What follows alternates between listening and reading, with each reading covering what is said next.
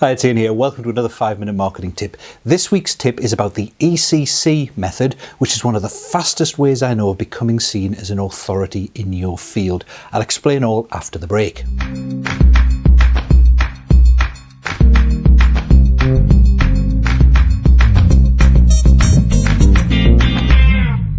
Hi, welcome back. So if you've been reading my blog or watching my videos for any length of time, you'll know that I often bang on about how important it can be to become seen as an authority in your field, to get clients coming to you, wanting to work with you, instead of having to go out knocking on their doors. Now, it's not for everyone.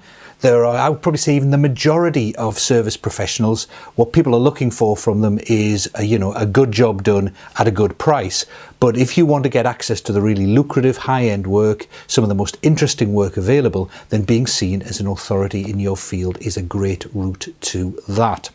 Now, normally when people think of authorities, they think of people who've come up with brilliant new ideas all the time, like Seth Godin, or they've written a whole bunch of best-selling books like Michael Porter or Tom Peters, or they've headed up a big research project into something like Jim Collins, who published Good to Great.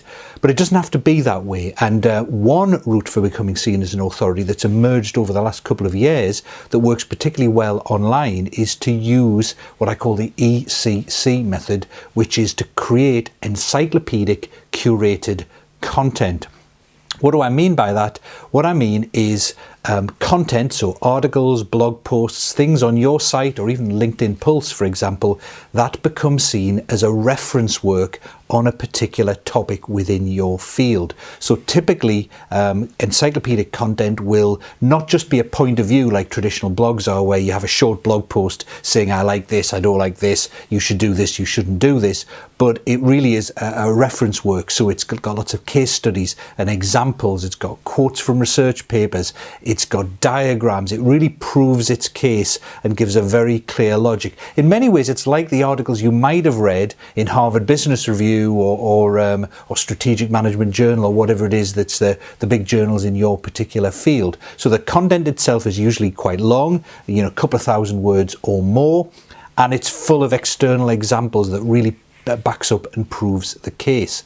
Now, studies have shown when people have looked at blog posts and articles like that, that are long, that include lots of different reference material like that, that typically they get shared more than other blog posts. They get more comments, more social media interaction, and they get more links to them from other websites. And of course, they get more visitors because having the sharing and the links really helps your SEO. So on an ongoing basis, those blog posts get more visitors. And of course, once people are visiting that blog post, because it's so encyclopedic, you become seen as a real expert in your field. I remember the first time I saw one of Neil Patel's blogs, for example, I think it was on SEO, I was kind of blown away. I thought, wow, this is the most comprehensive piece I've seen on this. This guy really knows his stuff. And then, of course, I shared it on all the social media I could. And sharing works in an interesting way when you get a piece of encyclopedic content. Partly you're sharing it because you're just so impressed with it, and partly you're sharing it because if you share something encyclopedic and really smart, it makes you look a little bit smart as well. So well worth producing encyclopedic content. And some good examples in the marketing field that I use as reference works are people like Neil Patel at quicksprout.com, Pete Lay at conversionexcel.com, Brian Harris at videofruit.com, John Loomer at jonloomer.com for Facebook stuff.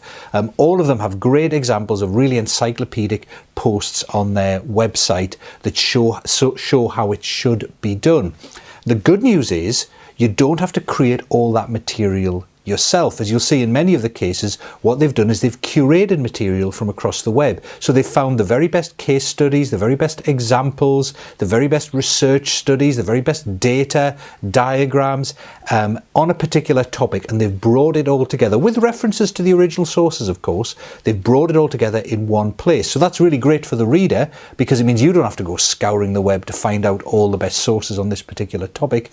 And it's great for the curator because it brings all the visitors visitors to them, and the authoritative nature of the original sources rub off on the curator as well, who becomes seen as an authority for bringing all that content together. Now, you need to add your own spin to it as well. You need to interpret what you're seeing on there, add your own conclusions, make sure you really are bringing the best case studies and examples from across the web. Make sure that if you do bring case studies, they are valid to what you're trying to prove.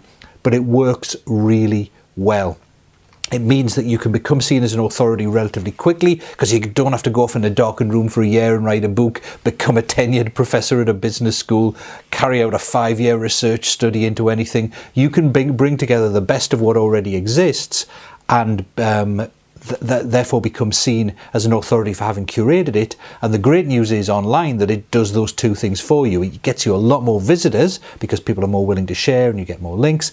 And when people do come and see it, then it establishes you as an authority. Now, there's no published data on this, but what I've seen from my own experience as well is that I get more opt-ins on my encyclopedic content. So where I've published something like my blog post on the best subject lines for getting opens on emails, or my best resources for website conversions, really long blog posts, lots of examples, lots of external case studies, lots of external references. Those have always got me higher opt-in rates for my emails from people who visit than when they visit the shorter blog posts. So it's well worth doing for that third reason as well.